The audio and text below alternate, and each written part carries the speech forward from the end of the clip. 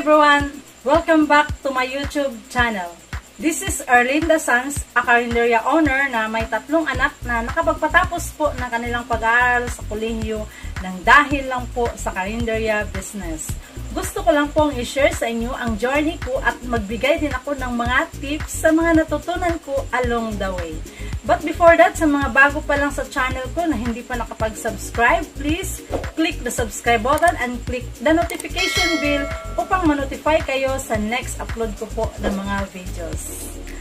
So, ang topic po natin ngayon ay tungkol po sa paano makaahon sa utang at kung paano maiwasan na magkakautang-utang, no?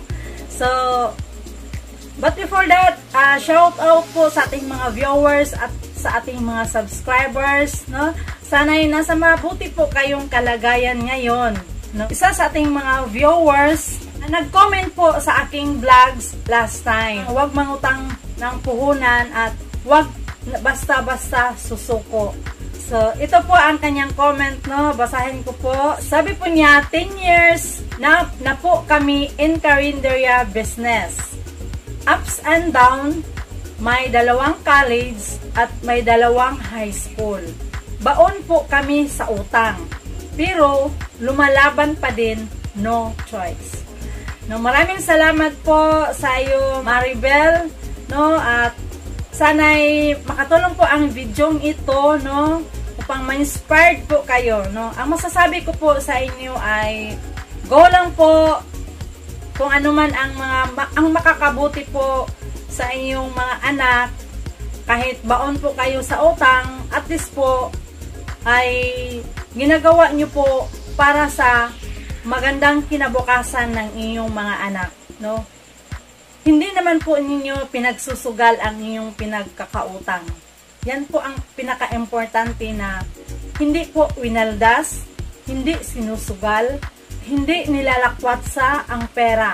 So, ang pinaka-importante po ay nagkakabaon ka po sa utang, pero meron po kayong ginagawang maganda para sa inyong mga anak.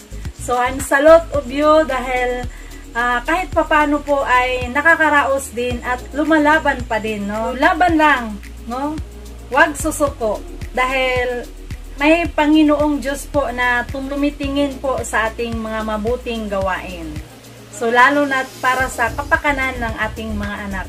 Mayroon tayong Panginoong Diyos na mag-provide sa ating mga pangangailangan, no? So, ang topic po natin ngayon ay, ikaw ba ay nangangarap na makaahon sa utang?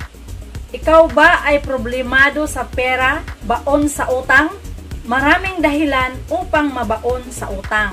Ngunit, hindi pa huli ang lahat upang maiahon mo ang iyong sarili sa pagkakalugmok. Dahil halos lahat ng tao ay may problema sa pera.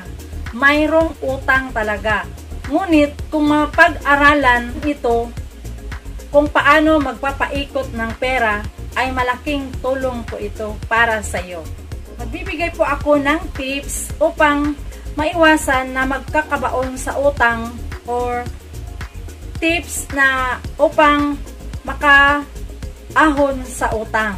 So, ito po ay base po sa aking personal experience, no, sa naranasan ko po bilang isang Carinderia owner. So, and 22 years in Carinderia business. So, marami pong ups and downs na dumating sa akin na pwede ko pong i-share sa inyo, na sana po'y makunan nyo po ito ng aral. So, ang 5 tips na ibibigay ko po ay, ang una ay budget plan. So, kailangan talaga na planuhin natin ang ating mga paggagastusan, no? Planuhin natin ang ating mga babayarin, no? Ilista natin kung ano ang babayaran natin. Magbayad tayo ng tubig, ilaw, bayaran natin sa ating bahay kung nagre-renta tayo, bayarin sa ating tindahan kung nagre-renta tayo. Sa ating mga estudyante, ilista din natin ang kanilang baon, pamasahe, ang kanilang tuition every month. Ililista natin lahat. Ilista mo rin ang iyong investment, no? So, sa ganung paraan po ay malalaman mo kung magkano ba talaga ang kailangan mo sa isang araw. No, kung meron kang utang, ilista mo din kung magkano ang delihan mo sa iyong pagkakautang. Diyan mo malalaman na ito pala ang mga babayarin ko, gagastusin ko sa isang araw. So, kailangan ko po na mag-budget. Halimbawa, ang kita mo sa karinderya ay 1,500 sa isang araw. So, doon mo po ibabawas nyo po ang inyong mga bayarin everyday. No? At ang iba po ay ibabayad nyo po sa utang. No? Ang inyong kita po sa karinderya, halimbawa, na minus mo na lahat yung mga babayarin mo at meron pang sobra ay i-savings mo yan. And then, magbayad ka ng utang, huwag mong iubos lahat, ibayad sa utang. Maglaan ka talaga ng para sa iyong sarili. No? Then, pangalawa po ay increase your income. No? Kung nagkakautang ka man ngayon, kung malaki po ang iyong utang ngayon, no? Kung mayroon kang dilihan, kasi marami kasing nagpapautang, mayroong Pag-asa, ASA, card, KMBI. So, kung mayroon po kayong utang na ganun po, ay kailangan nyo na po na i-increase ang iyong income. No? Maghanap ka po ng mga sideline, maghanap ka po ng mga other source of income. Halimbawa, sa harap ng iyong tindahan ay magba-barbecue ka or ano bang mga pampalamig na pwede mong ibinta or mag-online ka po or online selling po. No, kasi po kung ganun po ang utang natin ay hindi po natin yan makaya na mabayaran po sa isang araw po nakita natin. So, kailangan talaga na maghanap tayo ng ibang source of income para mabayaran natin ang utang. Kasi po, mahirap po kung hindi po tayo magbayad ng ating mga utang, no?